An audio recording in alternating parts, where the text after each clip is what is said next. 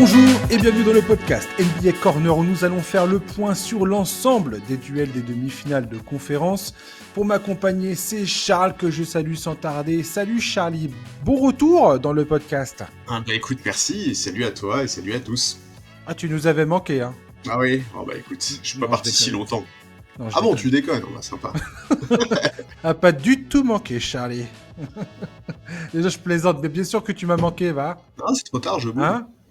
J'ai pensé à toi, forcément. Il y a eu le Game 7 entre Denver et les Clippers. On a eu le James Harden game par excellence.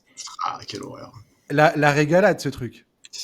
Non, franchement, ce match, il était triste. Enfin, ce match, Enfin, tu vois, vu la série qu'on a eue, on espérait un vrai Game 7, on n'a pas du tout eu un vrai Game 7. Non, c'est sûr. Ce qui me fascine, c'est la capacité de James Harden à toujours sortir des matchs complètement à côté de ses pompes dans ces moments-là. Et même ça, je trouve ça triste, en fait. Autant là, je rigole, mais en vérité, quand j'ai regardé le match, j'étais bien évidemment content de voir Denver se qualifier. Mais j'étais triste parce que James Harden ne mérite pas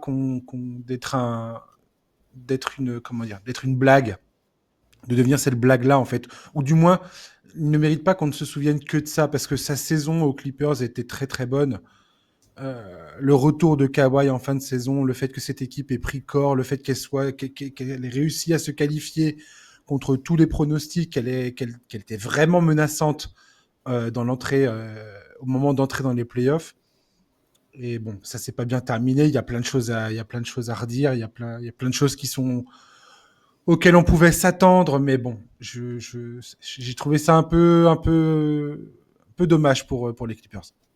Ouais, c'est triste, mais en même temps, Harden, il a atteint un niveau, un calibre de joueur qui fait qu'en fait, aujourd'hui, les attentes le concernant, elles sont logiquement en playoff, tu vois. On parle d'un Bien immense sûr. attaquant, un MVP, c'est forcément là qu'on l'attend. Donc, je suis d'accord avec toi, on peut pas réduire le joueur qu'il est à ces moments de choke en playoff, mais on peut pas non plus les occulter complètement. Et moi, je vais être franc, les Clippers, enfin, Harden, il concentre les critiques parce que c'est chez lui que c'est le plus marquant, mais honnêtement, l'équipe au global n'a pas répondu présent. Mmh, Cette tout à fait. passivité qu'on a pu ressentir, ce manque de combativité, ça m'a fait mal de voir une équipe mettre si peu d'intensité dans un tel match.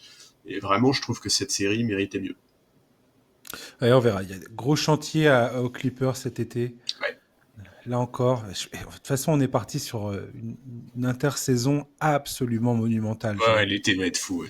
J'ai vraiment l'impression qu'on va être sur quelque chose de... Alors, il faut garder en tête que beaucoup d'équipes vont être bloquées par leur situation financière, mais je pense qu'il va y avoir du mouvement, clairement. Charlie, on va pas commencer les demi-finales sans parler de Greg Popovich, qui, à 76 ans, après 29 saisons passées sur le banc des Spurs, a quitté sa position pour enfiler le costume de président des opérations basket, poste qu'il occupera quand sa santé lui permettra. Il a été victime de 2 accidents vasculaires cérébraux, un en novembre, ce qui lui a fait manquer la saison. Il a été remplacé par Mitch Johnson, qui a assuré l'intérim, et un autre le mois dernier, mi-avril, dans un restaurant. Il a tenu à annoncer son retrait des parquets lors d'une conférence de presse où il est apparu diminué, entouré de Manu Ginobili et Tim Duncan. Ça m'a fait mal au cœur, Charlie, de le voir dans cet état-là. Bah ouais, je suis d'accord avec toi. Effectivement, ça fait un peu un pincement au cœur de le voir aussi fragile. Écoute, voilà, Greg Popovich, c'est une légende absolue, quasiment 30 ans qu'il est enfin, qu'il était sur le banc des Spurs. C'est un des plus grands, sinon le plus grand coach de l'histoire de cette ligue.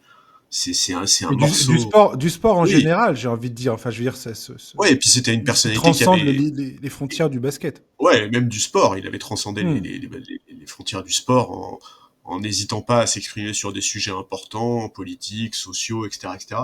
C'est voilà, c'est un morceau d'histoire de la ligue et bon, ben voilà, c'est fou de se dire qu'il est là depuis si longtemps et qu'il a à ce point marqué des générations entières de joueurs et de supporters. Voilà, moi, enfin, tout ce qu'on peut lui souhaiter aujourd'hui, c'est de s'épanouir dans son nouveau poste et surtout de prendre soin de lui parce que c'est évidemment aujourd'hui le plus important, c'est sa santé. voilà, ça va faire bizarre de plus le voir sur le banc des Spurs, mais en même temps, on s'y attendait de plus en plus, hein, plus le temps passait et moins on croyait en son retour sur le banc, et Mm. on va pas s'en plaindre, parce qu'encore une fois, aujourd'hui, rien n'est plus important que sa santé, et je suis pas sûr que son état de santé était compatible avec le fait de coacher NBA. Ouais, Popovic, c'est un record de 1422 victoires en saison régulière, 5 titres à son actif, 3 titres de coach de l'année. Et surtout, moi, ce qui m'a beaucoup marqué, et je l'ai déjà dit, je pense, dans le podcast, mais je le redis encore une fois parce que c'est vraiment le truc qui m'a marqué dans sa carrière. Je l'ai vu arriver en NBA. Il a débuté sa carrière en 1996. Il avait la réputation d'être un homme intransigeant et autoritaire, avec un jeu tourné beaucoup dans le jeu intérieur. Hein. Il avait Robinson et Tim Duncan, donc forcément, il aurait eu tort de, il aurait eu tort de se priver. Les Twin Towers, comme on les appelait à l'époque. Et puis au fur et à mesure de l'évolution du jeu, de l'évolution des règles, c'est quelqu'un qui n'est pas resté, et c'est aussi pour ça qu'il est resté aussi longtemps à son poste et qu'il a eu autant de succès à mon avis, c'est qu'il a toujours su s'inspirer de ce que faisaient les autres, de ce que l'évolution du jeu lui imposait pour réussir, et à le prendre et, et en faire quelque chose de magnifique jusqu'à en faire à faire de lui l'architecte du Beautiful Game des Spurs dans les années 2010, qui est encore toujours pour moi le nirvana du basket. Et, euh, et ça, j'aime beaucoup chez lui, sa capacité de se remettre en question, le fait qu'il ait toujours, plus tard dans sa carrière, mis le côté humain en avant quand il parlait de tout ça. Le fait que ce soit quelqu'un voilà, qui explique voilà, le basket, c'est bien, c'est important, mais la vie de tous les jours, la famille, les enfants, tout ça, c'est encore mieux que qui tu es en tant qu'individu, c'est le plus important. Le fait que tu puisses t'épanouir et être heureux. Et j'ai toujours aimé ce côté, cette humanité chez lui, voilà, qui, je trouve, était assez touchante. Mais s'inscrivait aussi dans une évolution personnelle, j'ai l'impression. Ouais, ouais, non, mais je suis tout à fait d'accord, et c'est aussi pour ça qu'il a transcendé le sport. C'est aussi parce qu'effectivement, il n'hésitait jamais à placer l'humain au premier plan, à parler des préoccupations importantes, etc. C'était, voilà, c'est vraiment un personnage. Tout à fait, ouais. C'est vraiment un personnage comme il y en a eu peu dans l'histoire de la ligue et même dans l'histoire du sport en général. Et vraiment, c'est quelqu'un qui, moi personnellement, m'a marqué fortement. Et pourtant, j'ai jamais été fan des Spurs, hein, au contraire même, j'étais plutôt fan des Lakers, donc c'était pas vraiment des amis. Mais tu ne peux que t'incliner devant le génie d'abord de l'entraîneur et le côté humain de l'homme. Ouais. Et un génie qui n'hésitait pas non plus à reconnaître ses erreurs quand il en faisait. Oui, et à s'inspirer de ce qui se faisait ailleurs. Enfin voilà, en Ouais, fait, il complètement, était ouais. incroyable. Enfin, il est incroyablement humble, Greg Popovich, et c'est aussi pour ça qu'il a eu autant de succès, je pense. Mm. Complètement, ouais. Et voilà, c'était impossible pour moi de commencer ce podcast. Alors, je sais que cette actualité a été traitée depuis longtemps par tout le monde à droite à gauche, mais je tenais vraiment à passer un message, un hommage à Greg Popovich qui va certainement pas l'entendre. Mais je tenais à le faire dans ce podcast parce que c'est quelqu'un qui a profondément marqué ma vie de fan de basket, de fan NBA. Et c'est quelqu'un qui a incroyablement influencé ce sport. Donc voilà, bon vent à lui et j'espère que, comme tu dis, il va pouvoir prendre soin de sa santé et continuer à son niveau désormais, d'influencer le basket aussi longtemps que possible. El Jefe. On va s'attaquer donc à la confrontation entre les Warriors et les Wolves. Les Wolves qui ont retrouvé leur efficacité offensive. Ils se sont imposés dans le deuxième match de leur duel face aux Warriors la nuit dernière, derrière les bonnes performances de Julius Randle, Jaden McDaniels et Nickel Alexander-Walker, qui était en sortie de banc. Minnesota a amplement profité de l'absence de Stephen Curry, blessé aux ischio-jambiers lors du premier match. Une blessure handicapante pour Curry qui devrait être réévaluée avant le Game 5 dans le meilleur des cas. Le problème avec ce type de blessure, c'est qu'il est très difficile de s'en remettre totalement sans une longue période de repos. Les Wolves, eux, ne sont pas en reste puisque Anthony Edwards a réveillé sa blessure à la cheville gauche. Il avait déjà été touché à cette cheville lors du Game 4, il me semble, de la série face aux Lakers. Il a toutefois réussi à revenir dans la rencontre pour aider son équipe à égaliser à une manche partout. Charles, à quel point es-tu confiant dans la capacité des Warriors à survivre à l'absence de Stephen Curry, au moins jusqu'au Game 5? Bah, en fait, pour moi, la vraie question, déjà, effectivement, c'est de savoir s'il y a une chance que Steph Curry revienne dans cette série. Alors, oui, il y a le scénario idéal que tu évoques, qui serait qu'il revienne dès donc c'est mercredi, je crois, mercredi prochain, le 14, au moment du Game 5. Moi, si j'ai bien compris, malgré tout, c'est quand même assez peu probable. C'est une blessure musculaire, et même s'il n'y a pas de claquage, ça reste un vrai problème, surtout pour un joueur de cet âge-là. Moi, je pense que c'est prématuré d'imaginer revenir à ce moment-là. Il y a un peu plus de temps entre le match 5 et le match 6, qui est le 18 mai, donc ça pourrait peut-être laisser un espoir, mais pour en arriver là, il faudrait que les Warriors prennent au moins un match sans Curry.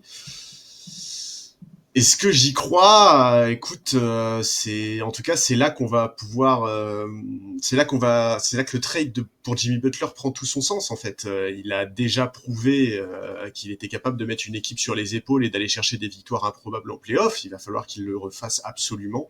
C'est quasiment, je pense, la seule chance pour cette équipe de pouvoir espérer et durer jusqu'à un éventuel retour de Curry. Moi, j'ai envie d'y croire, ouais, j'ai envie d'y croire. Ça passera probablement par une grosse perf de Jimmy Butler, mais il est pas non plus complètement esselé. Buddy Hield a montré dans ses playoffs qu'il était capable d'avoir un vrai impact. Podziemski a fait un très bon match 4, je crois, contre les Rockets. La nuit dernière, Kuminga et Jackson Davis ont montré des choses intéressantes en sortie de banc. J'ai envie d'y croire. Je pense que cette équipe, avec l'expérience d'un Steve Kerr sur le banc, elle a des armes. Et j'ai assez hâte de voir comment vont se dérouler les prochains matchs. On a bien vu que Steve Kerr tâtonnait un peu euh, pour euh, pour trouver comment compenser l'absence de Curry.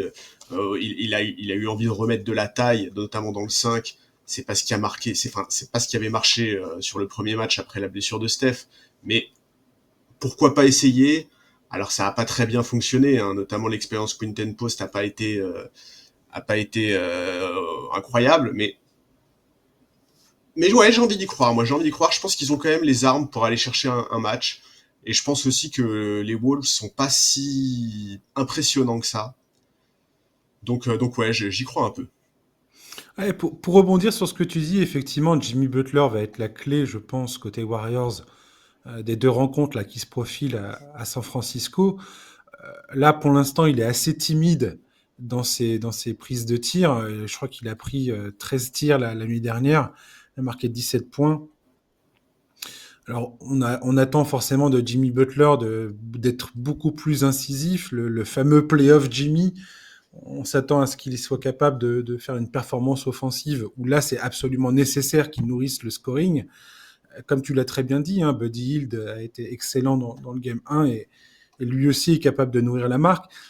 J'ai toutefois eu l'impression que Minnesota avait un plan défensif beaucoup plus... Autant dans le premier match, je pense qu'ils ont été pris de court avec le départ de Stephen Curry sur blessure. Et vu que le départ était canon côté Warriors, ils ont pu surfer sur cette énergie et Ouais, ils ont maintenir maintenu, ça ouais. jusqu'au bout du match, sachant que de leur côté, les Wolves, on va en parler un peu plus après, étaient dans une espèce de panade offensive absolue depuis le Game 5 contre les Lakers. Si tu prends le Game 5 et le Game 1 face aux Warriors, c'est une atrocité sans nom. Ah, c'est L'attaque l'enfer, ouais. des Wolves, Ouais. c'est une horreur absolue. L'adresse à 3 points, c'est waouh. Ah, puis il y a rien qui fonctionne, il y a rien qui va. C'est le vide intersidéral, leur attaque. C'est monstrueux. Enfin, je veux dire, je suis assez inquiet, en fait, pour les Wolves. Si jamais ils devaient passer les Warriors, je vois pas bien comment tu t'en sors derrière. Mais heureusement pour eux, ils ont cette défense qui leur permet de survivre. Et la clé côté Minnesota, c'est Jaden McDaniels. Jaden McDaniels défend extrêmement bien son Jimmy Butler et c'est pour ça que la capacité de Jimmy Butler à faire la différence dans les matchs 3 et 4 à domicile euh, va être testée.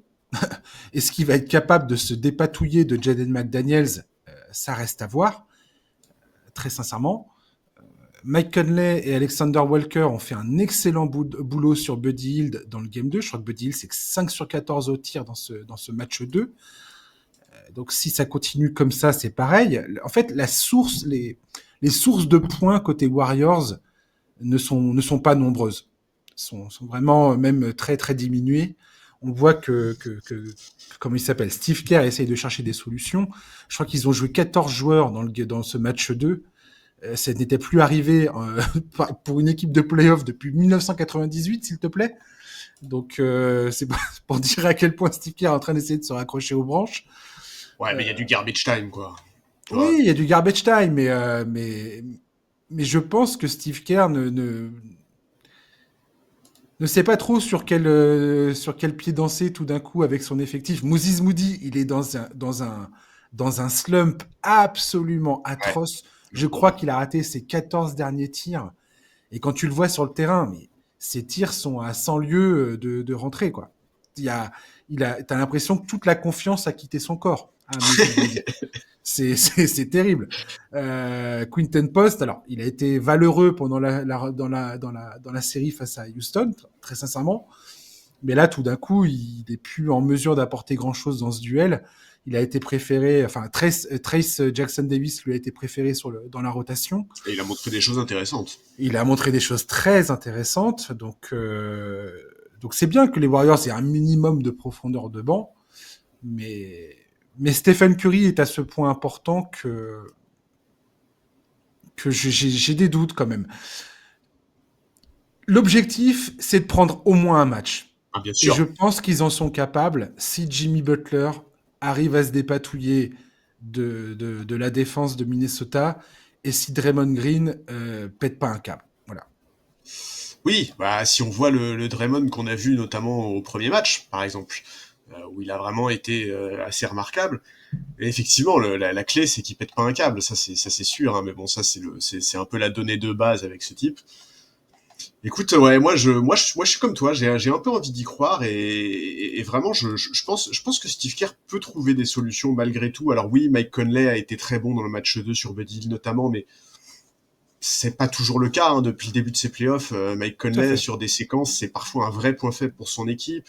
Rudy Gobert, lui aussi, il y a des moments où c'est compliqué. En fait, aujourd'hui, moi je pense que pour les Wolves, dans les moments chauds, c'est plus important d'avoir DiVincenzo et Naz Reid sur le parquet que Mike Conley et Rudy Gobert, par exemple. Donc on va voir quelles solutions peuvent être trouvées par le coaching staff des Warriors. Je pense quand même qu'il y a des choses positives dans ce match 2, à commencer, bah, on l'a dit, par Trace Jackson Davis et Kuminga. Kuminga Ouais. qui montre quand même qu'il est capable d'avoir un impact dans ses playoffs. Et Et moi, il ça a me le fait moral, plaisir. Kuminga, parce il a été Ouais, snobé par Steve Kerr ouais. pendant un bon moment. Le Franchement, gars, ouais. il est quand même solide dans sa tête, quoi. Dans la carrière de coach de Steve Kerr, la gestion de Jonathan Kuminga, pour moi, c'est vraiment un énorme point d'interrogation. Parce que Kerr, il a quand même longtemps été réputé pour sa capacité à bien gérer ses effectifs, à réussir à impliquer parfois les joueurs qui étaient lointains dans la rotation, etc. Avec Kuminga, c'est pas toujours le cas quand même, hein. C'est un peu étonnant. Mais ouais, je suis content de voir qu'il est capable de contribuer.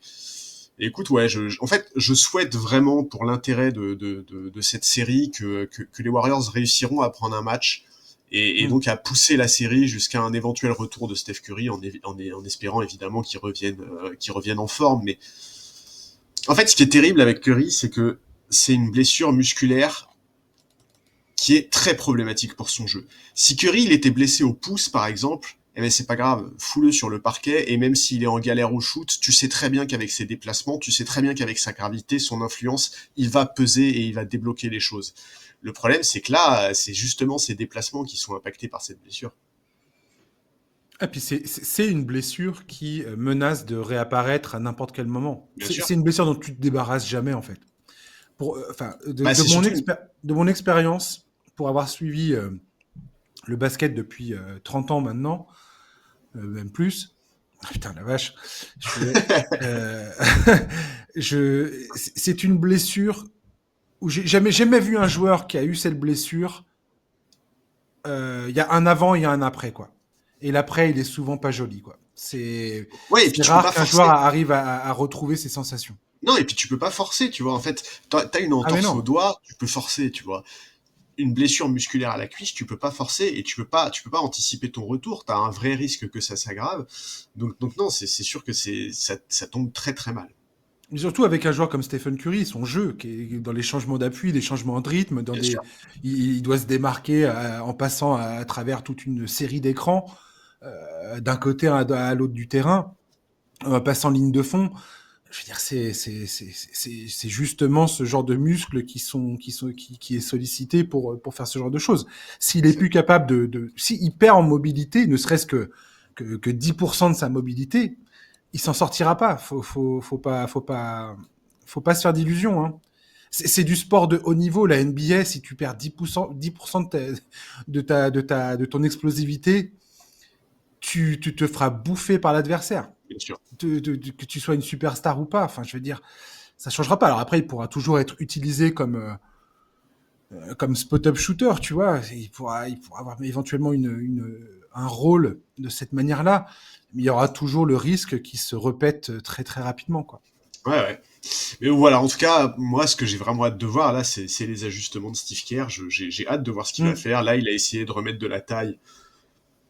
Ça n'a pas été extrêmement convaincant. Sur le premier match, après la blessure de Curry, on a vu Payton beaucoup jouer. On a vu beaucoup Butler en 4, Draymond en 5. Enfin, voilà, moi, je suis pas sûr qu'il faille nécessairement qu'il s'adapte à la taille des Wolves. Donc ouais, j'ai hâte de voir ce qu'ils vont faire. Enfin, et à quel point ils peuvent trouver des solutions pour compenser, entre guillemets compenser, parce que tu ne compenseras jamais l'absence de Steph Curry, c'est absolument impossible, mais quelles solutions Non. ils peuvent trouver pour équilibrer les choses. Et pour l'instant, l'objectif, je pense effectivement sur les 2 prochains matchs, c'est de remporter au moins un des deux et de repartir à Minnesota pour le Game 5 avec une égalité de matchs partout. Cette victoire dans le Game 1 était absolument décisive pour espérer subsister. C'est clair. On verra ce que ça va donner. Mais ouais, j'ai pas du tout envie d'être celui qui apporte les mauvaises nouvelles et j'espère vraiment qu'il est possible qu'il existe un scénario où Steph Curry se remette et puisse jouer convenablement dans un match 5. Mais Moi, le match 5, j'y crois vraiment pas. Match 6, j'y crois un peu plus, parce que je te dis, ouais. il y a quand même 4 jours entre le match 5 et le match 6, tu vois, ça laisse un vrai délai. Ouais, ouais. J'ai plus d'espoir à ce moment-là. Mais c'est clair que voilà, s'ils se font tabasser sur les prochains matchs, il y aura même pas l'occasion d'aller jusque-là. Ouais, et puis ouais, c'est vraiment une blessure à la con. Admettons que même ils arriveraient à se qualifier, il s'en débarrassera absolument jamais de tous les playoffs, quoi. C'est ça qui me fait suer, en fait. C'est que même si tu es sur le meilleur scénario qui soit concernant cette série, potentiellement ça va planer au-dessus de sa tête tout au long du parcours, quoi. Ouais. Et ça me gave. Un truc qui m'a gavé, tiens aussi, c'est Draymond Green qui se plaint, qui dit oui, machin, les médias et les gens là, vous essayez de me faire passer pour un homme noir enragé, je refuse, c'est inadmissible, patati patata. Bon. Ce mec a quand même un culot extraordinaire, quoi. Il a encore 2 fautes techniques, il sera suspendu. Ça s'est déjà arrivé dans sa carrière. En 2016, c'était ça. Et derrière, il s'était fait suspendre en finale et les Warriors avaient perdu.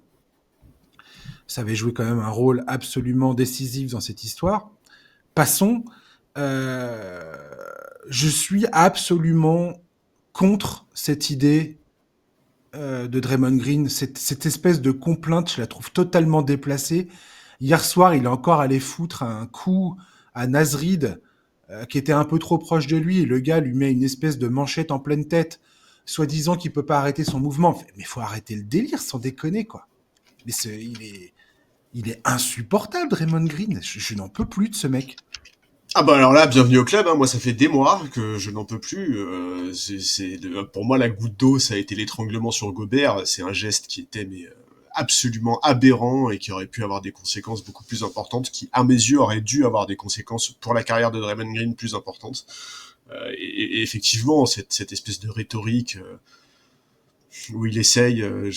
Il essaie de se faire passer pour la victime de l'histoire. Enfin, c'est quand même ouais, fabuleux, cette histoire. c'est hallucinant Et genre, mais franchement, moi, ça me sort par les yeux, ces explications. Je n'en peux plus de ces gens qui arrêtent jamais de trouver des excuses pour justifier leur comportement absolument débile sur le terrain. Enfin, je veux dire, il y a un moment, stop, quoi. Ouais, et puis Assume ce que tu fais, assume que tes gestes sont largement déplacés, et basta, arrête de dire qu'on essaye de te faire passer pour quelqu'un que tu n'es pas.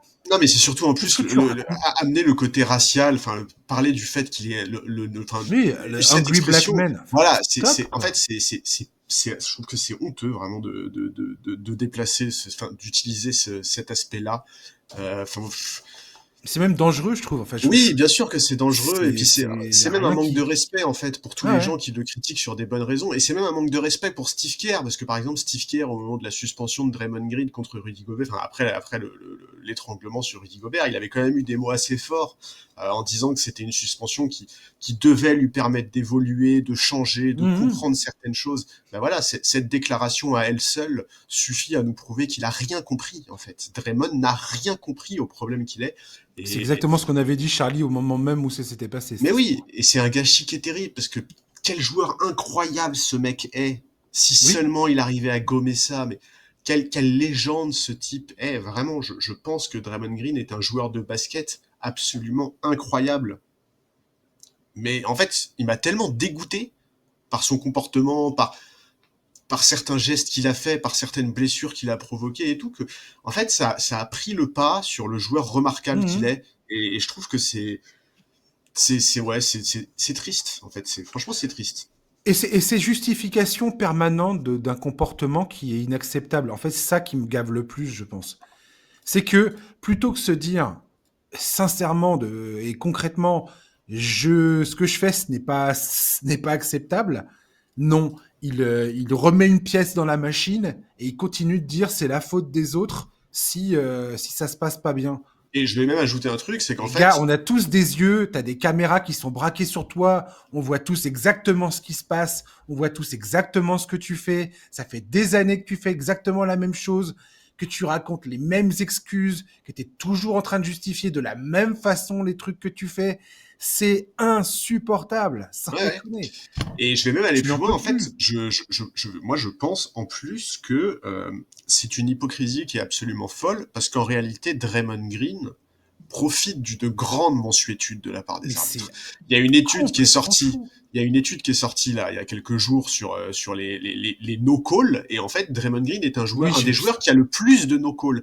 Et en fait, il Ouais. profite du fait que les stars, parce que c'est une star en NBA, Draymond Green, que Mhm. les stars, en fait, que les arbitres hésitent à expulser les stars pour. Mais en fait, à chaque fois qu'il a une technique, une flagrante ou un truc comme ça, dans la foulée, en fait, il en fait des caisses et des caisses, et il fait de plus en plus de fautes parce qu'il sait très bien que les arbitres auront des scrupules à l'exclure. Et donc, en fait, Exactement. Ouais. c'est tout l'inverse. Ce mec-là n'est pas du tout ciblé par les arbitres, par les médias ou quoi. Au contraire, il bénéficie d'une réelle mensuétude. Mais C'est pour ça que c'est pitoyable. ça rend la chose encore plus insupportable à mes yeux. Bien sûr. Parce que je maintiens que sa façon de parler aux arbitres est un très mauvais exemple pour n'importe quel jeune qui suit la NBA et qui voit que le gars arrête pas d'aboyer en permanence sur les arbitres, ou on a déjà vu des joueurs moins influents que Draymond Green faire le quart de ce qu'il peut faire sur un terrain et qui se font éjecter manu militari du parquet. Ah bah évidemment. Ah bah oui, oui. Et lui, il est là à brailler dans l'oreille de l'arbitre. Tu sens bien que ce qu'il est en train de dire, grosso modo, il les prend littéralement pour des abrutis et qu'il ne se passe rien. Ouais, ouais. Ouais, non mais bien sûr, Je, je, ça m'insupporte. Ouais, je suis d'accord avec toi. Et vraiment, je te dis, je trouve que c'est terrible, parce que c'est vraiment un joueur. Enfin, il a tellement de qualités que moi j'adore chez les joueurs. Il est tellement intelligent, il est tellement polyvalent. Mais Ouais, c'est l'un des meilleurs défenseurs de l'histoire de la NBA ouais, oui, à son poste. ouais, mais Et c'est encore plus que quelqu'un ça, qui. tu vois, parce qu'il n'est pas juste un grand défenseur, tu vois, dans les Mmh. glorieuses années des Warriors, il a été tellement important parfois à la création, il a même mis des shoots parfois très importants. Enfin, c'est vraiment un joueur incroyable. mais c'est un pauvre type. Vraiment, je le pense. Je pense que Mhm. humainement, c'est un sale mec et c'est vraiment dommage que ça ait pris le pas. En tout cas, je trouve que ça vient polluer beaucoup, beaucoup tout ce qui concerne les Warriors, qui sont, voilà, qui sont ce qu'ils sont, qu'on Ah bah, l'historique qu'ils ont. au moment de la Je veux dire, suspension de Draymond Green, toi et moi, on avait dit que c'était aussi la responsabilité de Steph Curry et de Steve Kerr de jamais avoir réussi à faire comprendre certaines choses à Draymond Green. oui, de la franchise tout entière. Je Oui, veux mais dire, les leaders de la franchise, que sont ouais, Kerr et Curry, ont une vraie responsabilité là-dedans. complètement. Et voilà, et toute cette histoire-là, après l'étranglement de Gobert, le soi-disant, je fais mon mea culpa, et oui, j'ai appris ma leçon, et oui, effectivement, je, je, je vais changer d'attitude, et ainsi de suite. Mais attends, le, le, le foutage de gueule Ouais, XXL, quoi. c'est du pipeau, c'est du pipeau. Ah la vache, putain, le mec, quoi. Enfin bref. On va enchaîner avec les Nuggets face au Thunder après une victoire miraculeuse dans le premier match qui a permis à Denver de reprendre d'entrée l'avantage du terrain. Le Thunder a mis un poids d'honneur à rappeler à tout le monde, mais surtout aux Nuggets, la raison pour laquelle ils ont remporté 68 victoires cette saison avec le meilleur différentiel de points de l'histoire de la NBA. Dès l'entame du Game 2, OKC a imposé sa puissance défensive, forçant des balles perdues dans tous les sens avant de les convertir en panier facile de l'autre côté. Chegidius Alexander était en état de grâce avec un impeccable 11 sur 13 au tir, sans jamais rien forcer, avec une lecture limpide de ce que la défense de Denver concédait pour l'empêcher de marquer, trouvant quasiment à chaque fois le coéquipier libre pour un tir ouvert. Personnellement, et ça, je t'ai envoyé mes complaintes, j'ai trouvé que l'arbitrage n'était pas très équilibré, surtout en début de match, euh, notamment sur les coups de sifflet. Enfin, d'un côté, il laissait OKC être très physique avec Denver, et Denver, quand il y avait une tentative de réponse, pour le coup, c'était le sifflet quasiment immédiat. Du moins, c'était mon sentiment quand j'ai regardé, quand je me suis retrouvé face à cette rencontre en début de match. On va pas se mentir, cela n'aurait rien changé à l'issue de la rencontre. OKC était la tête, les épaules, le buste, les hanches au-dessus de Denver largement dans cette rencontre. Denver repart de l'Oklahoma avec une victoire. Grosso modo, c'était l'objectif à remplir, l'objectif Ouais, c'était le idéal job, côté Nuggets. Je veux dire, tu peux pas rêver mieux quelque part. tout à fait. Leur capacité à éviter le raz-de-marée offensif et défensif qui les attendent lors du Game 3 cette nuit, et leur capacité à répondre à l'intensité de tous les instants imposés par OKC sera déterminante pour la suite de cette série. Charles, est-ce qu'on n'est pas déjà dans un must-win pour Denver dans ce match 3 à domicile? Moi, j'ai l'impression que si. Si, bah si, ouais. En tout cas, en fait, au-delà même de la victoire, il faut une vraie réaction parce que ce match 2, on sent qu'OKC a voulu faire passer un message et waouh, le message est bien passé hein, Oh la vache. défensivement. Ah ouais, Le coup de défensivement. boule Oh là là. dans l'arête du nez, quoi. Ah ouais, c'est Oh, terrible. oh, C'est waouh. terrible et ouais, 87 matchs inscrits, donc 87 matchs, 87 points pardon en une mi-temps, une défense mais terrible. 87-56 à la mi-temps. C'est fou quoi. Et tout le monde a J'étais eu en train voix de au chapitre. chialer à ce moment-là. Ah ouais, mais tu m'étonnes. Et ouais, tout le monde a eu voix au chapitre. Alors certes, tu l'as dit, Shai a été d'une efficacité folle. Je crois qu'il a un plus-minus de 51 sur le match. Enfin, Et c'est c'était historique, ouais. n'importe Ou quoi. 50, ouais. Et ouais, leur défense a été remarquable, surtout pour gérer le cas Jokic. Alors, tu l'as dit, il y a des discussions sur l'arbitrage, et c'est vrai que sur ce match-là, OKC a quand même eu quelques coups de sifflet assez favorables, mais ça s'est clairement pas joué là-dessus. Il y avait juste trop d'écart entre ces deux équipes dans quasiment tous les domaines. Genre les rebonds, l'adresse, la défense, le collectif. OKC a vraiment...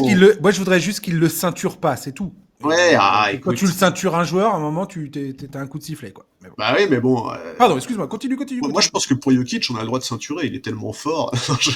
Non, je plaisante, mais ouais, non, et en fait, quelque part, même le premier match, même si la domination était évidemment, c'était pas du tout la même chose, mais Thunder aurait quand même pu l'emporter sans cette deuxième mi-temps assez remarquable de Jokic, qui, notamment, il n'était pas le seul, il y avait d'autres joueurs autour de lui, mais ouais, je trouve que les adaptations que OKC a fait sur ce match 2 sont assez remarquables. Ils ont tellement bien bloqué l'accès au panier, ils ont été incroyables sur les aides, notamment sur Jokic. il est harcelé, Jokic, dans cette match-up. Il y a jamais d'espace proche du panier. Les aides viennent tellement vite. Il y a toujours des mains qui viennent le gêner. Et il se fait rentrer dedans. Tu l'as dit parfois à la limite, mais c'est vraiment la défense d'OKC telle qu'on l'a connue en régulière et dont on se disait qu'elle allait faire très très mal en playoff.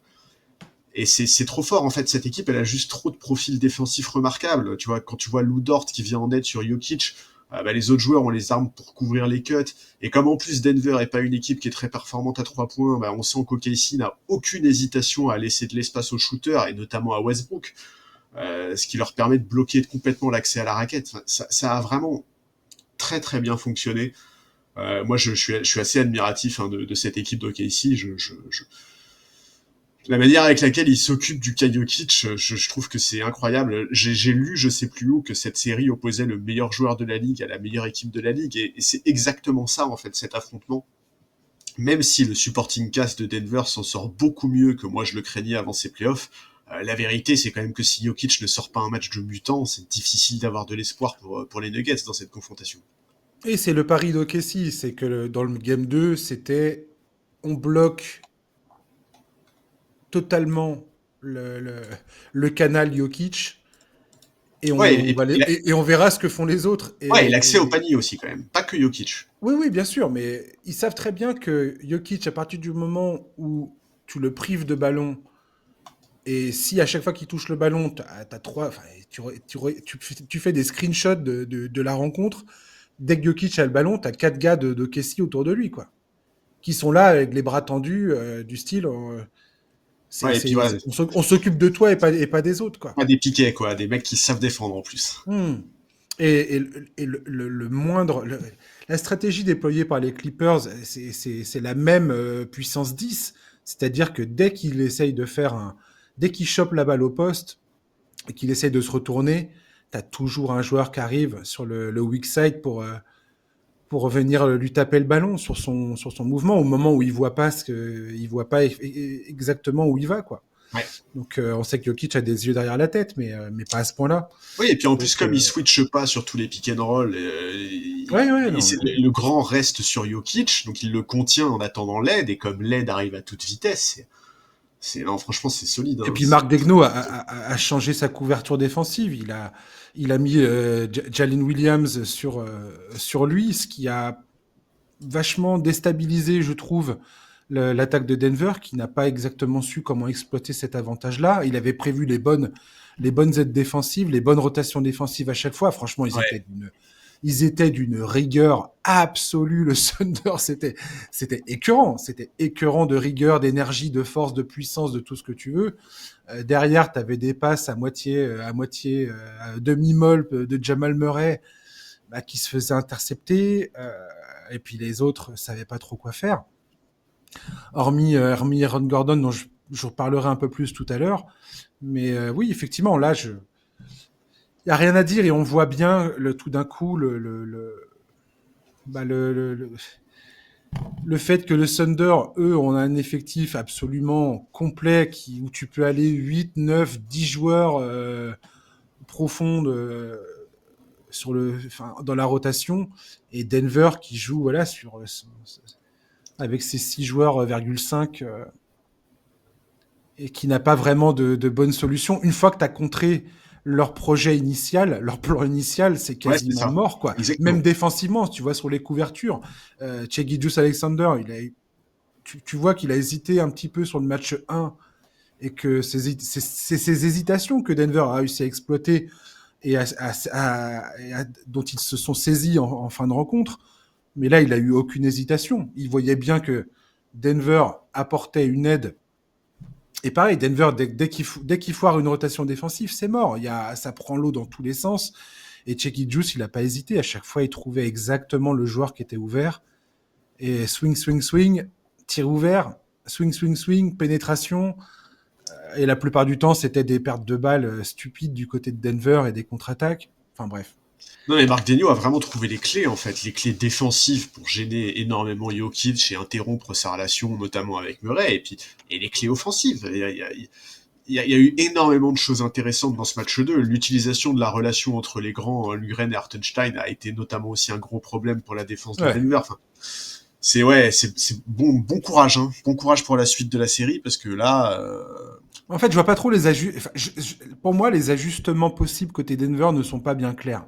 Je vois pas bien, comme tu dis, à part, c'était très bien dit, à part un match de mutant de la part de Nico Jokic, je vois pas quelle est la solution exacte côté Denver. Il y en aura. Je pense qu'Adelman va, va essayer de nettoyer certaines choses, remettre un petit peu les joueurs dans les positions qu'ils doivent tenir, notamment défensivement, pour éviter de se faire atomiser. ouais, mais Mais toi, mais mais il y a trop de.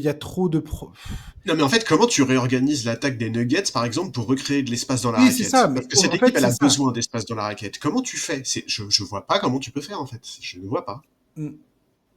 Après, moi, je suis pas Et, coach, hein, j'ai pas du tout les compétences qu'il a, mais j'ai vraiment, ouais, j'ai hâte de voir ce que ça va donner, parce et qu'en le Utah, fait je que vois. Porter Junior soit incapable de Oh, participer au rebond défensivement, c'est un poids mort. Il essaye, hein, il essaye. Franchement, il est courageux, ouais, ouais. ce que tu veux, mais bon, là, c'est un boulet qui t'entraîne au fond du fleuve, quoi. Non, mais c'est terrible parce que déjà affronter OKC quand t'es en pleine possession de tes moyens physiques, ça doit pas être facile. Mais alors quand en plus t'as une épaule en vrac, bon courage. Bon Ah non, mais courage. c'est terrible. Et le seul vrai point positif de ces playoffs côté Denver, je trouve, c'est Aaron Gordon. Enfin, Ouais. là, il est en train de. Je sais pas si on réalise les progrès que ce joueur a fait en termes d'efficacité au tir. Là où il était il y a 2 ans, même il y a un an, si tu regardes ses pourcentages de réussite au lancer franc, ses pourcentages de réussite à 3 points, ses tirs de champ, là, il est sur un niveau d'efficacité enfin, que je tiens à saluer maintenant, parce que je sais pas combien de temps je vais pouvoir parler de Denver. Je sais pas combien de temps ils vont rester en vie dans ces playoffs, très sincèrement. Mais je tenais à le saluer Ouais, il là est incroyable. aujourd'hui, parce que franchement, son évolution et sa progression, c'est vraiment remarquable. Et je persiste à dire que s'il y a un seul joueur que je sauverais dans cette équipe, enfin, pour continuer d'accompagner Jokic sur le reste de sa carrière sous le maillot des Nuggets, c'est Aaron Gordon pour sa complémentarité avec Jokic et son évolution qui est ultra positive, quoi. Bah ouais, en plus ils ont le même âge, ils sont alignés et tout. Non, je suis d'accord avec toi, hein. Aaron Gordon, c'est le compère parfait pour Nikola Jokic et il fait des playoffs remarquables et t'as raison, son évolution elle est incroyable et franchement ça fait vraiment plaisir à voir. Est-ce que tu penses, Charlie, que le Thunder, leur adresse, leur probité totale offensive dans le Game 2, tout ce qu'ils ont réussi à faire, et cette espèce de déferlement incessant, est-ce que tu penses que enfin, c'est quoi? C'est 56% de réussite au tir, 44% à 3 points. Ah, c'est n'importe quoi. Ils ont perdu que 9 ballons. Est-ce que tu penses que c'est, je veux dire, une production exceptionnelle, alors qu'ils sont capables de réitérer, hein, on les a vus cette saison.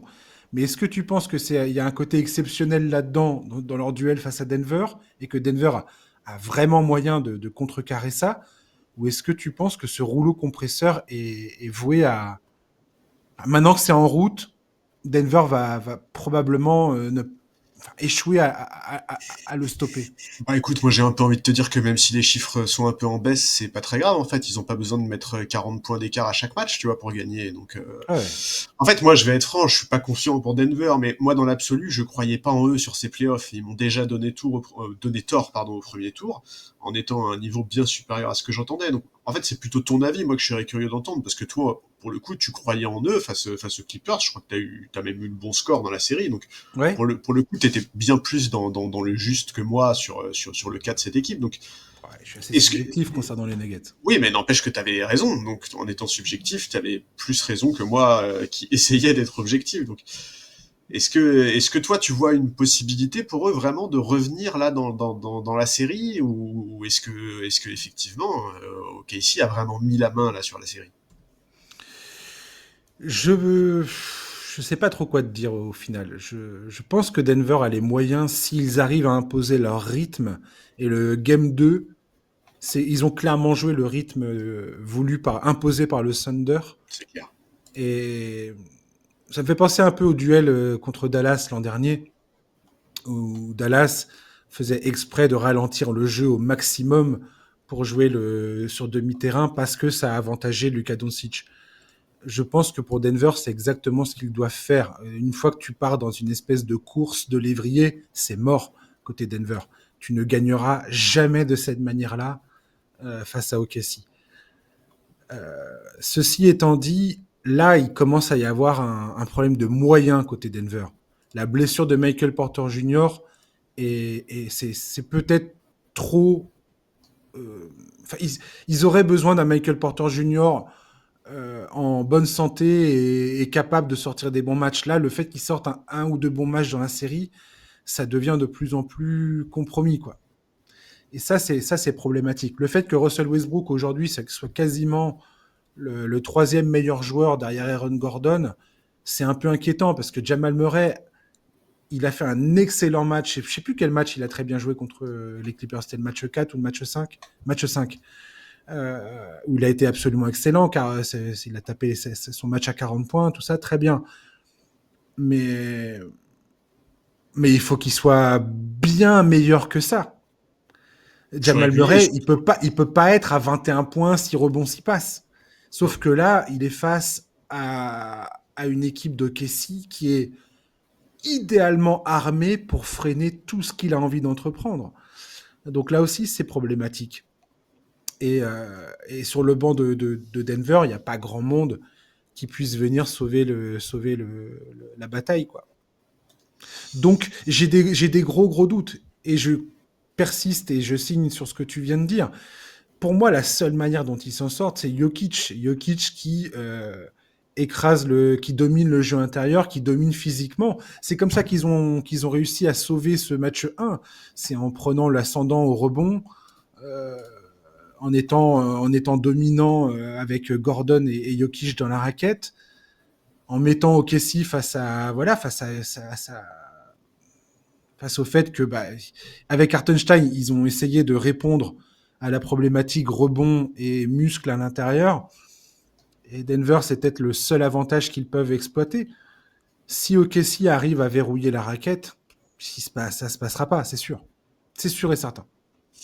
Ouais, non, c'est sûr que la bataille des rebonds, notamment, elle va être sacrément importante, mais ouais, moi j'ai vraiment du mal.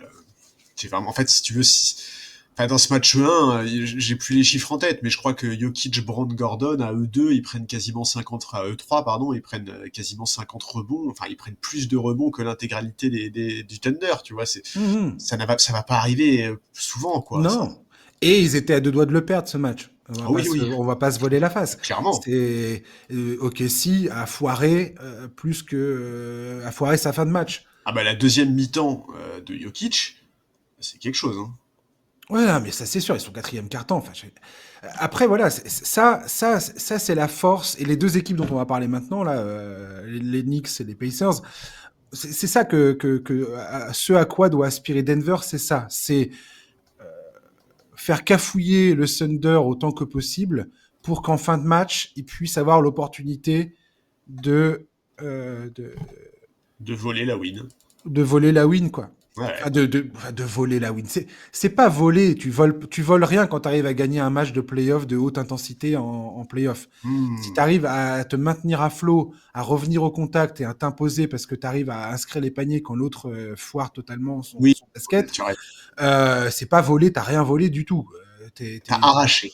Mais t'as pas arraché une victoire. Et pour te mettre en position d'obtenir cette victoire, il faut pouvoir le faire, je suis désolé. Pas tout le monde qui peut faire ça. Donc voilà, mais les Nuggets doivent imposer leur jeu et doivent imposer les conditions du match. Tant qu'ils n'arriveront pas à faire ça, tant qu'OKC jouera le jeu qu'ils ont envie de jouer, ça se passera bien pour OKC. On va dire que Denver doit cocher un nombre incalculable de cases. Il faut que tout se passe bien quasiment pour espérer arracher la victoire. Voilà ce que je dirais. Alors que OKC, leur marge d'erreur, elle est beaucoup plus importante. et même en foirant un peu, ça peut passer, quoi. Ouais, je suis assez d'accord avec Donc ça. voilà. Et puis Shai Gilgeous-Alexander est un joueur absolument incroyable. Ce gars est fou, est pétri de talent. Il est remarquable et il a toutes les cartes en main aujourd'hui pour mener cette équipe à la victoire, clairement. Si OKC passe Denver, je vois clairement pas qui va les arrêter. Très sincèrement. J'ai presque l'impression que Denver est le duel le plus piégeux pour OKC parce que Denver ont cette expérience du titre. Qu'ils ont en Jokic, un joueur qui potentiellement tape un peu le peu de faiblesse qu'ils peuvent avoir. Pour le reste, je vois pas qui va se mettre dans le travers de leur chemin. Écoute, on verra, c'est sûr que c'est compliqué de se projeter, surtout quand on voit les résultats Ouais, qui à l'Est en ce moment, quoi.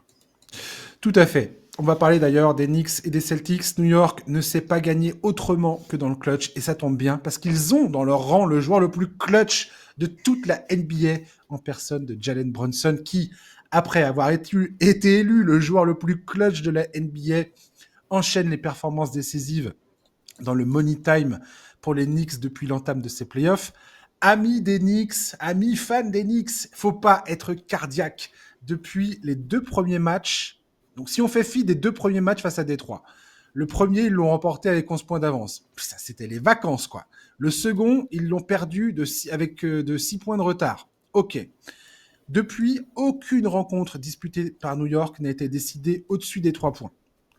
Dans les ultimes secondes du match, à chaque fois, les supporters viennent de prendre 15 ans dans la tronche en l'espace de 2 semaines.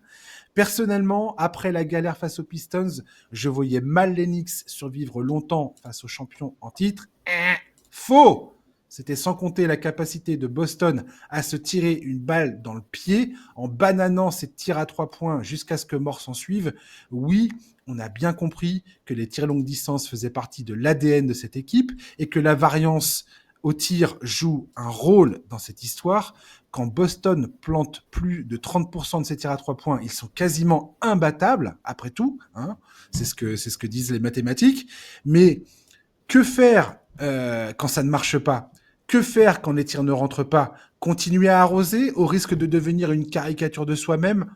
Je vous pose la question. Tatum a été dominant face aux Knicks pendant la saison régulière avec plus de 33 points par match et une domination dans quasiment tous les compartiments du jeu. C'est une des raisons majeures pour laquelle je donnais Boston favori pour s'imposer en 5 matchs.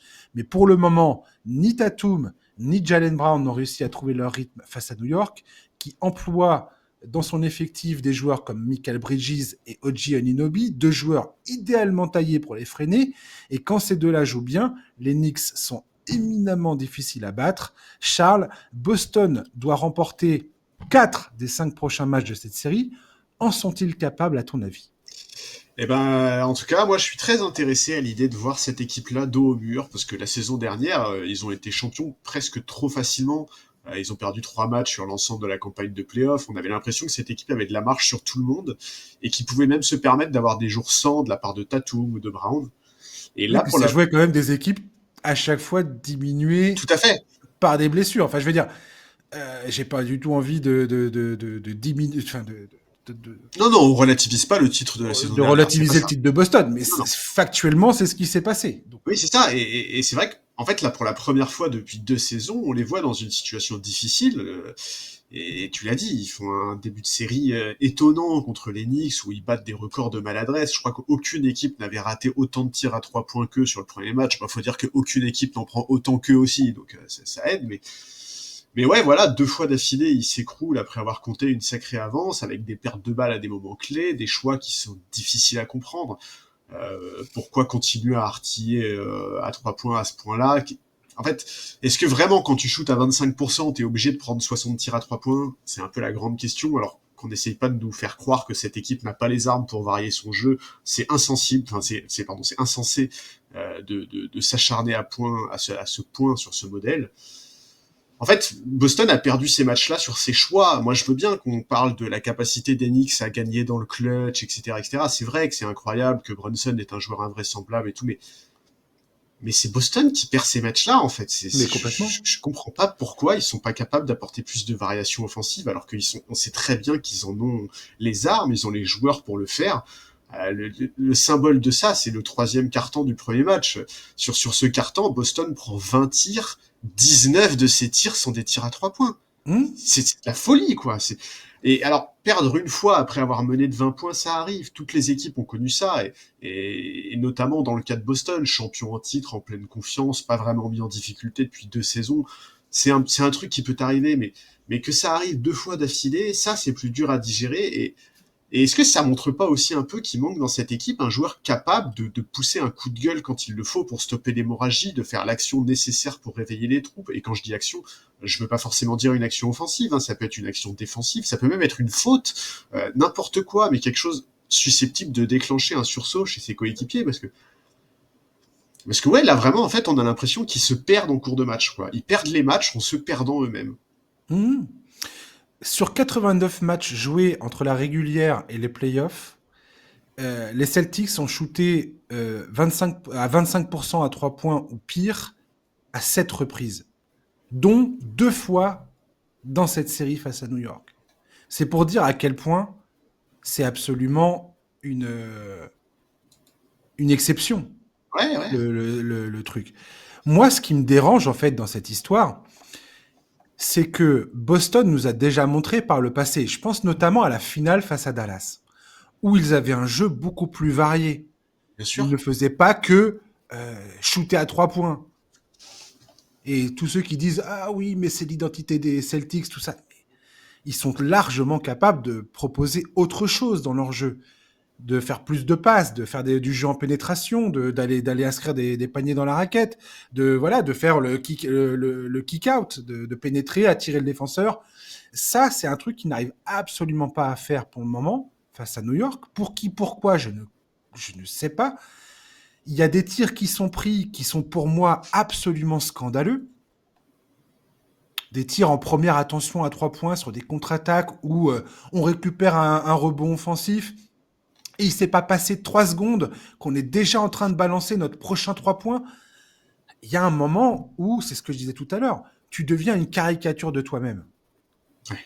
Et je pense que Boston a largement les moyens d'inverser la tendance, parce qu'ils ont, malgré eux, malgré leur maladresse, ils étaient devant. Ils avaient largement les armes pour remporter chacune des 2 rencontres qu'ils viennent de disputer. Mais pour qui, pourquoi, en fin de match, ils sont incapables d'inscrire un panier.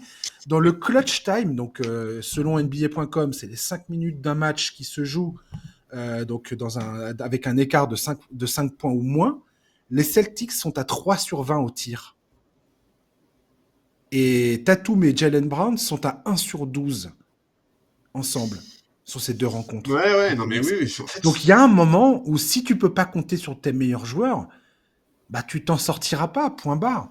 Et Jason Tatum, c'est pas le joueur dans lequel j'ai le plus confiance pour se dépatouiller dans ces moments-là. Alors que c'est un joueur qui a déjà montré à maintes reprises, et Dieu sait qu'il s'en est pris, des critiques encore et encore et encore. On sait que Jason Tatum est capable d'être le joueur qui va inverser la tendance côté Boston. Il a besoin d'être ce joueur pour Boston. Il faut qu'il soit ce joueur pour Boston. Jaylen Brown aussi.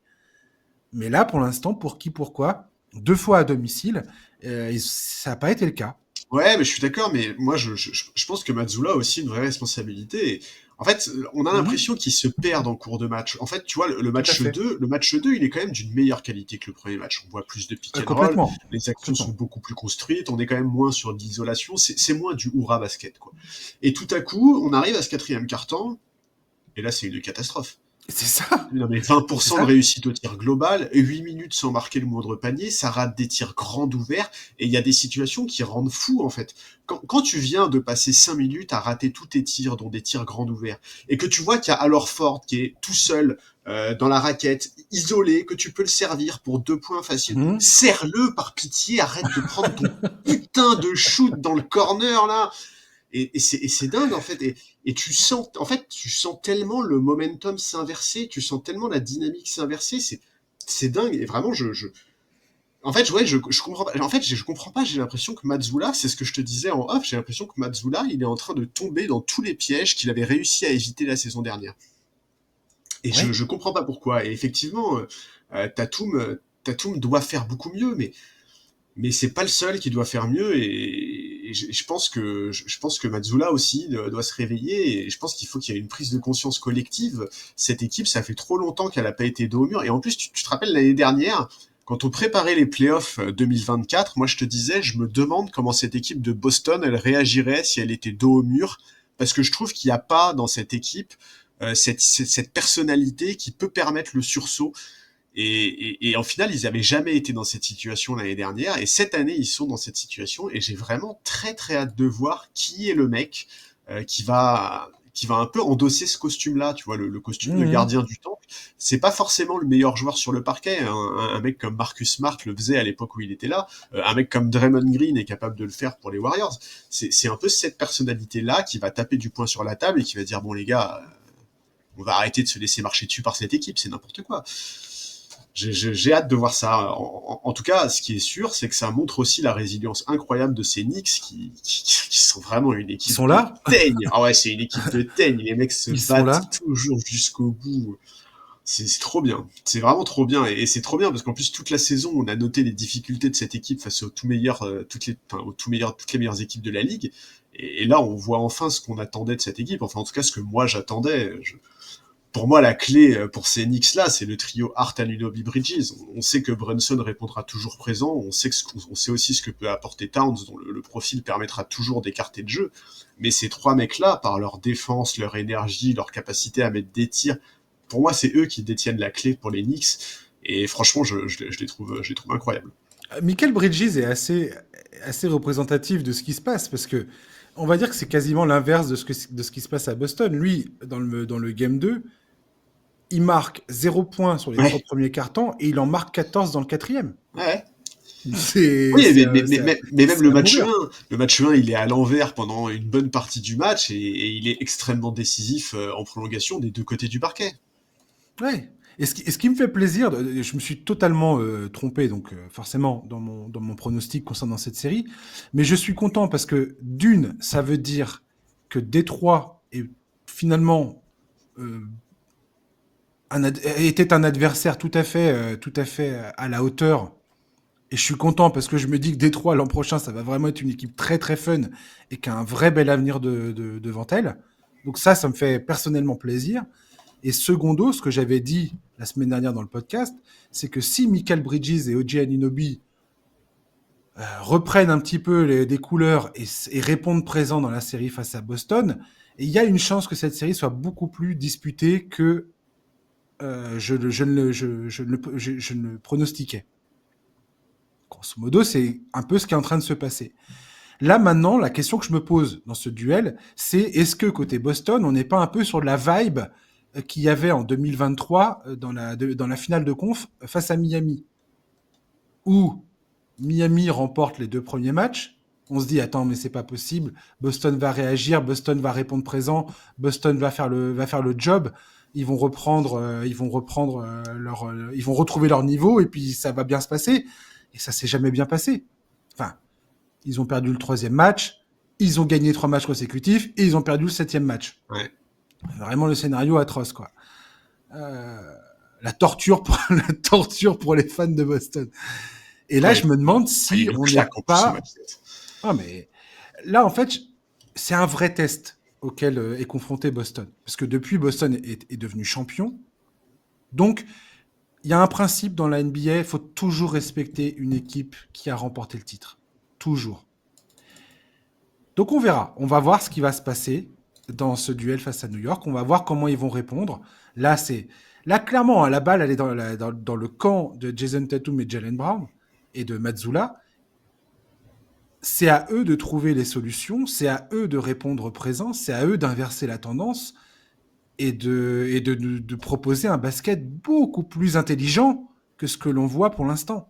Ouais, et puis de se rassurer un peu, genre, allez attaquer le panier, bordel, allez attaquer, rentrez-leur dedans un peu, Mais arrêtez c'est de... ça en fait que je veux dire, moi, c'est d'être beaucoup C'est plus, de incisif, faire quoi. preuve d'une adaptabilité plus grande, quoi. Ouais, ouais. Quand le plan A fonctionne pas, bah arrête de bombarder. Alors comme tu l'as dit dans le game 2, tu vois qu'ils ont essayé d'apporter de nouveaux éléments et tout ça dans leur jeu.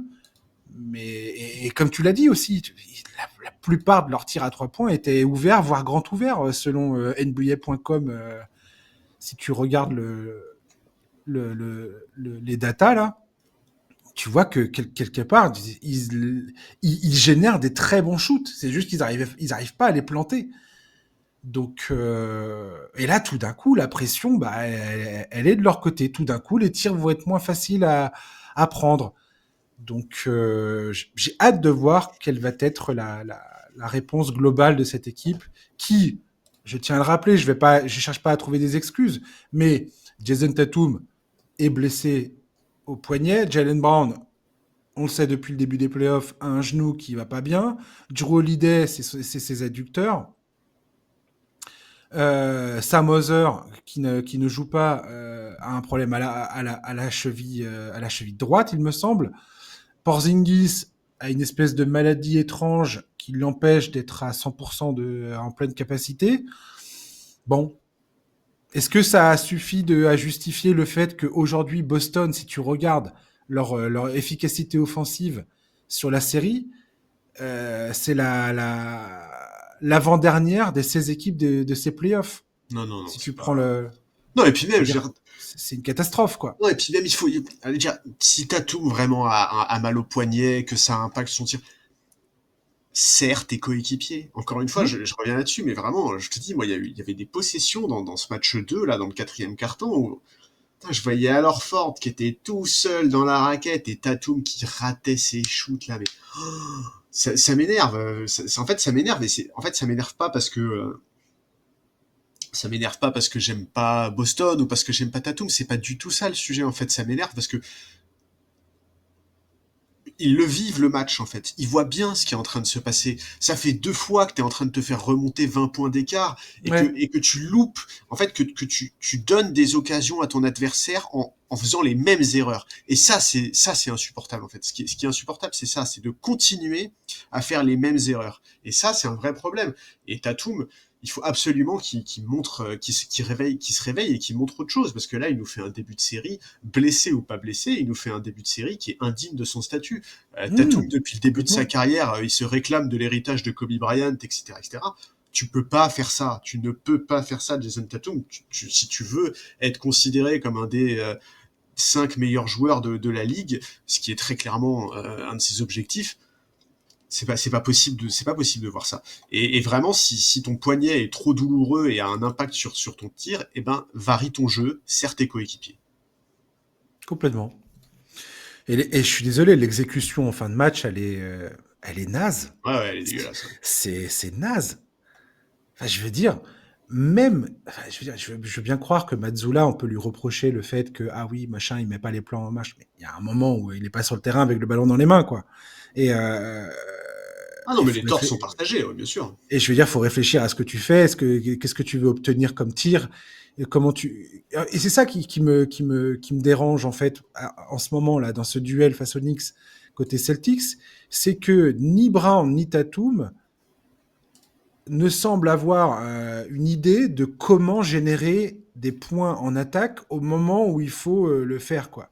Parce que ça fait 2 fois, comme tu l'as dit, qu'ils se font remonter 20 points d'avance, et que aucun des deux arrive à trouver la solution en se disant là maintenant il faut qu'on le prochain panier faut absolument le mettre, faut absolument qu'on génère des points d'une façon ou d'une autre, quoi. Non, et puis, mais en fait, tu vois, s'acharner autant à 3 points, alors que de tous les joueurs qui s'utilisent là sur cette demi-finale de conférence, il n'y en a qu'un seul qui soit au-dessus des 30%, c'est aberrant, c'est aberrant, vraiment. Mm.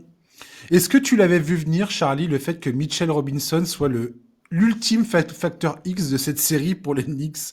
Je sais pas si tu as vu les chiffres, mais grosso modo, quand Mitchell Robinson est sur le terrain, c'est un immense problème pour les Knicks. Alors, j'ai Parce pas vu les qu'il chiffres, hein. Pardon, vas-y, il vas-y. les empêche de... il les empêche d'inscrire des points à l'intérieur. Il permet aux Knicks de dominer le rebond. Les Celtics, quand il est sur le terrain, shoot à 57% proche du cercle, alors qu'habituellement, ils sont à 71%. La variance est énorme, quoi. Ouais.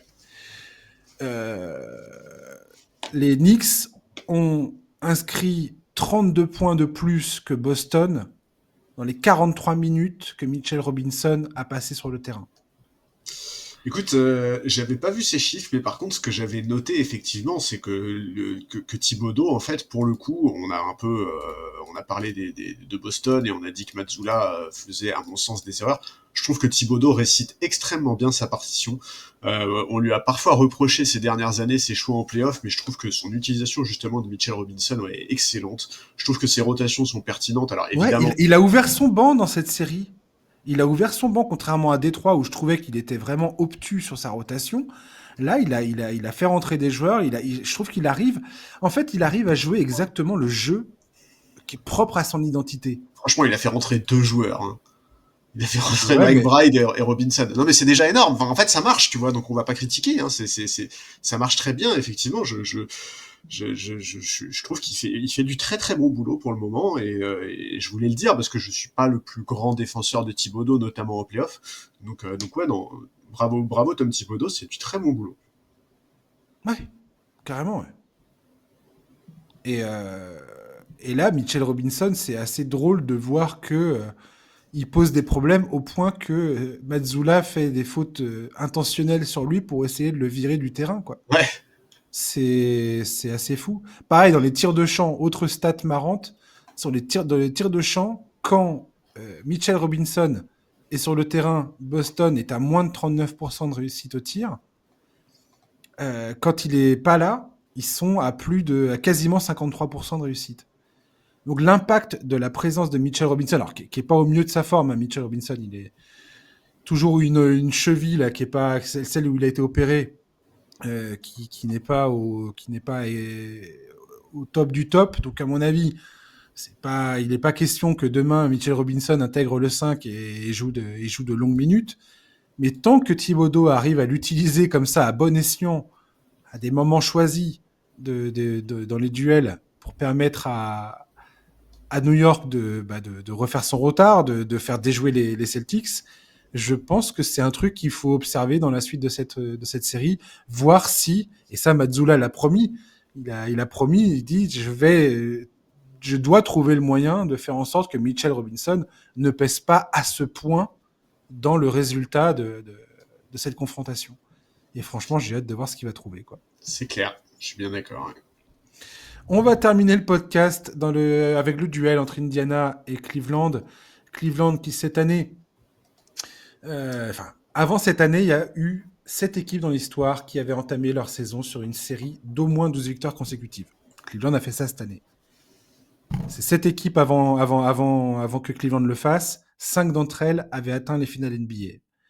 Malheureusement pour les Cavaliers, les blessures de Darius Garland, puis celles de DeAndre Hunter et Evan Mobley à la fin du premier match de leur demi-finale face aux Pacers sont venus subitement contrarier ses plans. Les hommes de Kenny Atkinson viennent de perdre les 2 premières rencontres de cette série à domicile et doivent absolument trouver le moyen de l'emporter sur le parquet des Pacers cette nuit, sous peine de voir leur saison historique s'achever bien plus tôt qu'ils ne l'avaient prévu.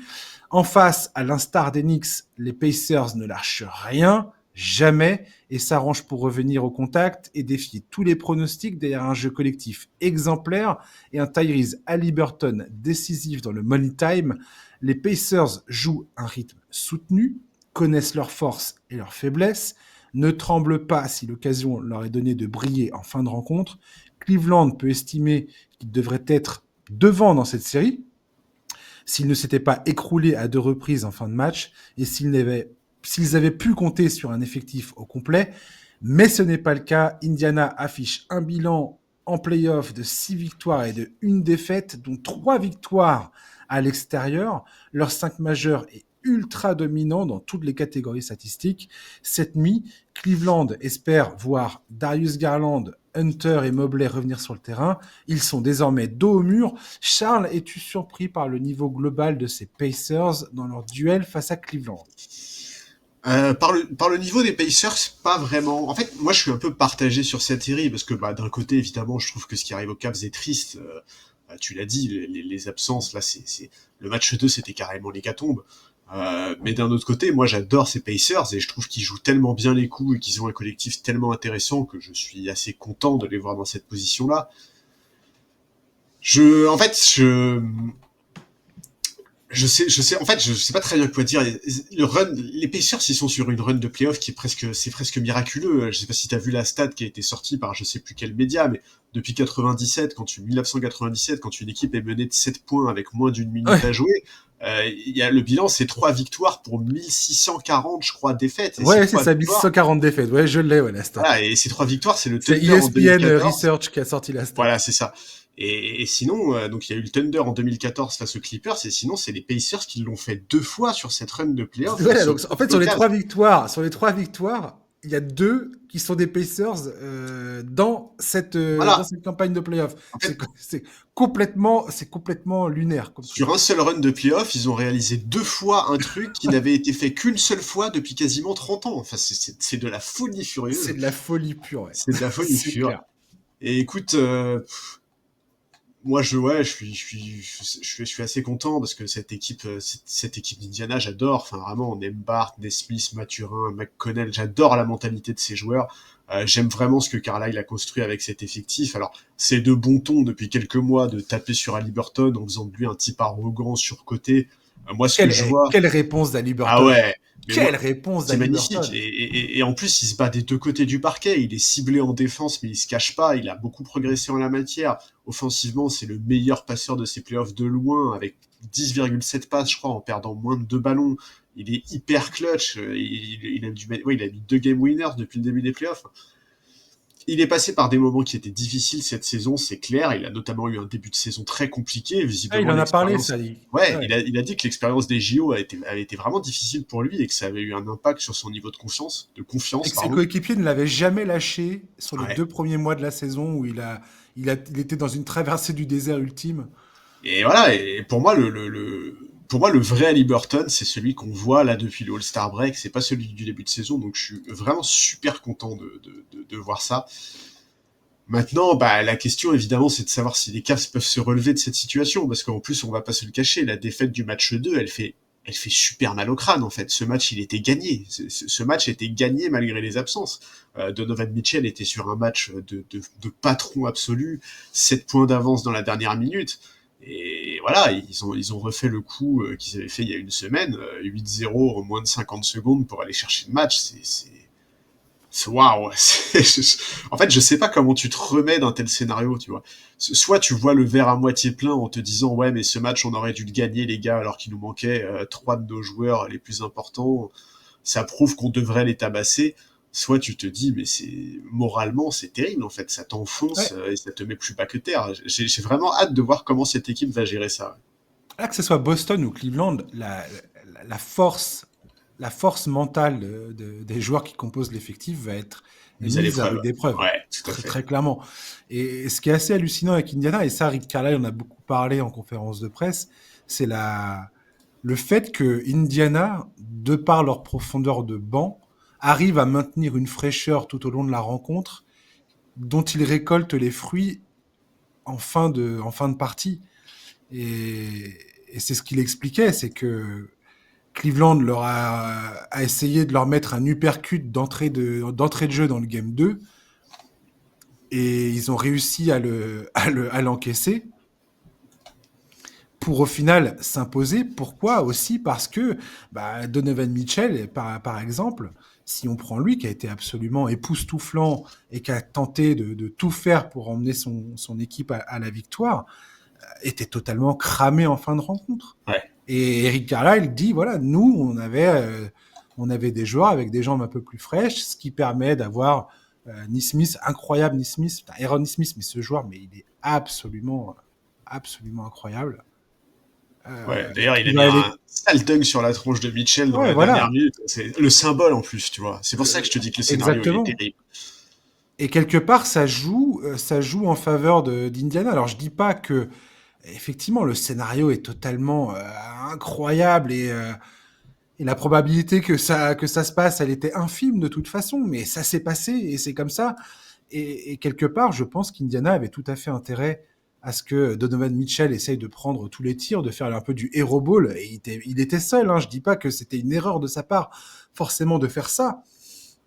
Mais cette saison, les Cavaliers ont 3 victoires, 7 défaites quand Donovan Mitchell prend 30 tirs ou plus. Et cette série, ils sont à 0 victoire, de défaite pour le moment. Et, et voilà, et Indiana, bah, j'ai envie de dire, pour l'instant, quand faut répondre présent en fin de rencontre, ils le sont. Bien Dernière sûr. stat que je donnerai, et je te laisse la parole, euh, Tyrese Haliburton, cette saison, il est à 10 sur 11 pardon, sur les shoots dans les 2 dernières minutes d'une rencontre quand il faut égaliser ou prendre le lead. Ouais. Ouais, non, Donc mais il est. c'est encore une stat qui est complètement qui n'a aucun sens en vérité. C'est clair. Tu vois jamais ça quoi. C'est Ouais, fou. non, mais c'est sûr. Et ouais, non, voilà, moi, je trouve qu'en fait, collectivement, cette équipe, elle est tellement équilibrée, elle est tellement cohérente. Enfin, tu vois, en fait, c'est un truc qui peut paraître hyper trivial et lambda, mais tu regardes le box score d'Indiana dans cette série, en fait, c'est toujours la même chose, quoi. T'as deux mecs qui sont entre 20 et 25 points, et puis t'as 3, 4, 5 mecs qui sont entre 10 et 18 points. Et en fait, tout le monde contribue, tout le monde met des shoots importants. La menace, elle est incroyablement diffuse. C'est très compliqué de défendre sur cette équipe. Et quand en Mhm, plus les mecs sont en confiance, bah, t'es jamais à l'abri, en fait. Tu n'es jamais à l'abri. Si complètement. Siakam peut avoir un match plus compliqué, bah t'inquiète pas, c'est pas grave. Il y a Nembhard qui va prendre le relais, il y a Miles Turner qui va prendre le relais, il y a Nesmith qui va prendre le relais. C'est remarquable. Et franchement, je trouve vraiment que cette équipe d'Indiana, elle fait du bien à la ligue parce qu'elle est pas du tout articulée autour d'une superstar, elle est pas du tout articulée autour de deux mecs qui vont te marquer 50% ou 60% des points de ton équipe. C'est juste une équipe qui est extrêmement bien construite avec un collectif qui est hyper cohérent. Ouais. Et j'ai 2 joueurs coup de cœur dans cette équipe. C'est Andrew Nembhard. Tu connais ma passion pour ce joueur. Et le fait d'avoir, en plus de Tyrese Haliburton, ce deuxième créateur de jeu, ce Ouais. deuxième joueur capable, parce que quand ils sont en train de faire du face guard de Tyrese Haliburton sur le terrain, et ben t'as toujours Nembhard qui est là pour mener le jeu, pour essayer de créer, Alors il a perdu des ballons, hein. Il a eu 8 ballons perdus, je crois, dans le match 2, Ouais, 8. Ouais. euh, dont certaines c'était littéralement ses erreurs, enfin Ouais, non, mais il a du déchet, bien des sûr. erreurs de lecture. Mais il lâche rien, Andrew Neymar. Et défensivement, c'est un as dans la manche de Rick Carlisle, clairement. Et Miles Turner, lui, qu'aura été depuis des saisons dans les conversations de transfert, mais le nombre de journalistes qui ont essayé d'envoyer ce gars-là ailleurs, dans une autre équipe, faire ses valises, vas-y, casse-toi, Ah, mais ça tu continue vas encore. jouer Hein. pour une autre équipe. Et bah tu vois, je suis tellement content que Miles Turner soit toujours sous le maillot des Pacers et j'espère qu'il le restera encore longtemps parce que lui c'est pareil. Aujourd'hui, on voit qu'il a trouvé un confort sur le terrain, qui sait exactement ce que Rick Carlisle lui demande de faire. Il est extrêmement efficace dans la mission qui est la sienne sur le terrain. Et franchement, c'est ce que je te disais, leur 5 majeurs, il a un net rating de plus 45 sur les 117 minutes jouées en playoff pour le moment. Non, un net rating de plus 18,5, pardon, et ils ont ils ont plus 45 de différentiel sur 117 minutes jouées. Voilà, c'est ça. Ouais, non, mais Et c'est ce qui en vraiment. fait, je crois que c'est un des tout meilleurs 5 de ces playoffs. Ah bah ça me semblerait logique, ouais. Et franchement, c'est pas étonnant parce que quand tu les vois jouer ensemble, bah, tu sens juste que ces mecs-là, ça clique, quoi. Ça marche bien, il y a une vraie alchimie. Et vraiment, Carlisle fait du super boulot et c'est cool de voir ça. Et tu vois, pourtant, en début de saison dernière, en début de saison, pardon, on se posait des questions, notamment sur le rôle de Bénédicte Mathurin. Est-ce que tu le mets dans le 5? Est-ce que tu le mets en sortie de banc? Mmh. Bah, il y a aucun problème, en fait. Il suffit juste de faire confiance à Carlisle. Et Il la va trouver des... capacité des joueurs d'accepter leur rôle. Bien sûr. Bah, ça aussi, c'est le Et talent du coach. ah bah, bien sûr, ouais, bah, pourtant Carla, il a pas toujours eu une bonne réputation. C'est Moi, vrai. le premier, je l'ai souvent critiqué pour le fait qu'il fasse pas trop confiance dans les jeunes joueurs, dans les jeunes talents qui composaient ses effectifs. Là, il a vraiment construit quelque chose. Il a vraiment construit un groupe qui est exemplaire. J'aimerais quand même avoir un mot pour terminer sur Cleveland, parce que là, on encense Indiana, mais Cleveland, je suis très triste pour eux, parce que si tu es fan d'une équipe qui fait la saison que nous a pondu Cleveland cette année, qu'il y a cette entente, qu'il y a cette dynamique incroyable, que tu fais un premier tour où voilà, tu perds Garland, mais quelque part tu te dis il va revenir et tout ça, il n'y a pas de raison que ça se passe mal. Tous nos joueurs majeurs sont là, notamment Evan Mobley, qui est indispensable à tout ce que va faire Cleveland dans ses playoffs. Et ben, ça me fait mal au cœur pour eux de voir voilà, leur En fait, bonne recrue de l'intersaison DeAndre Hunter se blesser, Evan Mobley sortir sur blessure également. J'espère vraiment que ces 3 joueurs-là vont pouvoir revenir et que Cleveland va pouvoir avoir une chance de, de, d'affronter cette équipe d'Indiana avec un effectif à peu près debout, quoi. en fait, c'est le scénario cauchemar ce qui se passe là. Tu Tout à vois, fait. tu peux accepter que ton équipe elle se fasse sortir si elle est battue par meilleur, si elle est battue par mieux Mm-hmm. coaché, si elle est battue par plusieurs réussites, peu importe. Mais en fait là, elle n'a même pas la possibilité de se battre avec ses armes. Et c'est ça en fait qui fait mal au cœur, c'est qu'effectivement cette équipe C'est de ça. Cleveland, elle a fait une saison qui était magnifique. Moi j'ai pris un pied pas possible à les regarder. Je trouve que Kenny Atkinson a fait un boulot remarquable. Et ouais, je suis dégoûté. En plus, moi, Mobley, j'adore. Enfin, c'est triste. Alors oui, j'espère vraiment qu'on aura le retour des blessés. Pour le match de ce soir, ils sont encore incertains. Et j'ai pas du tout envie que cette saison, elle se termine comme ça. Ça me dérange pas qu'ils se fassent sortir en demi-finale de conférence, tu vois. Surtout face à une équipe aussi cohérente et collective que celle des Pacers, mais pas de cette manière-là. Et je pense que s'ils enregistrent des retours de blessures dès ce soir, il faut pas les enterrer parce que malgré les circonstances, ils se battent et franchement, ça fait plaisir à voir. Et là, on est un peu effectivement dans les louanges à outrance sur Indiana parce ils ont pris ce match 2, mais on peut pas oublier le match qu'a fait Donovan Mitchell.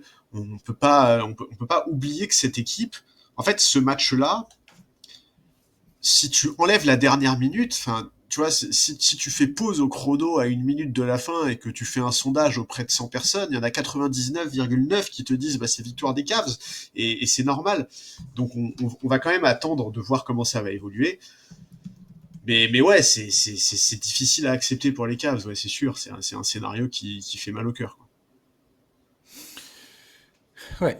Et puis voilà, qu'on le veuille ou non, quand tu gagnes 2-0 dans une série, la probabilité que tu remportes cette série est quand même colossale, quoi. Ouais, D'autant plus surtout, si tu gagnes les 2 matchs à voilà, l'extérieur pour c'est ça. commencer. C'est surtout si tu gagnes même 2-0 en ayant joué qu'à l'extérieur, ça c'est clair.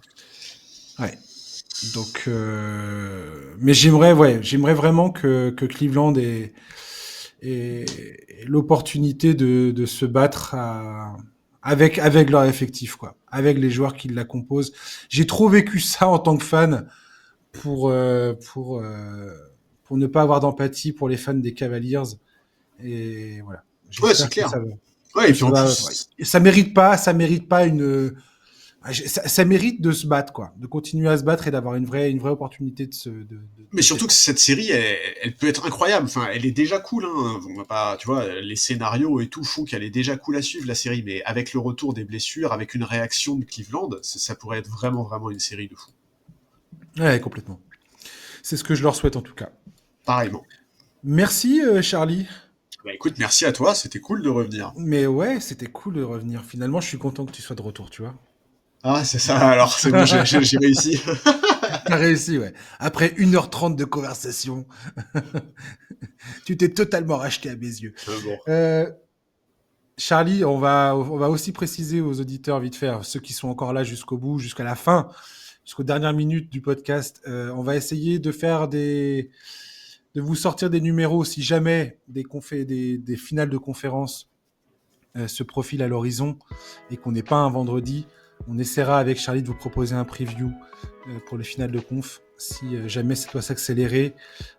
Voilà, on va essayer de faire des numéros dans la semaine désormais en fonction de l'actualité. Si jamais on peut attendre le vendredi, on attendra le vendredi. Sinon, on essaiera de vous proposer ça dans les courants de semaine pour être au plus proche de l'actualité. Voilà. Charlie, je te dis à la semaine prochaine. Ouais, avec plaisir. Ou avant, qui sait, s'il y a 2 sweeps à l'Est, on ne sait pas. Peut-être. J'espère pas. Non, j'espère pas non plus. Et puis, chers auditeurs, merci de nous avoir écoutés.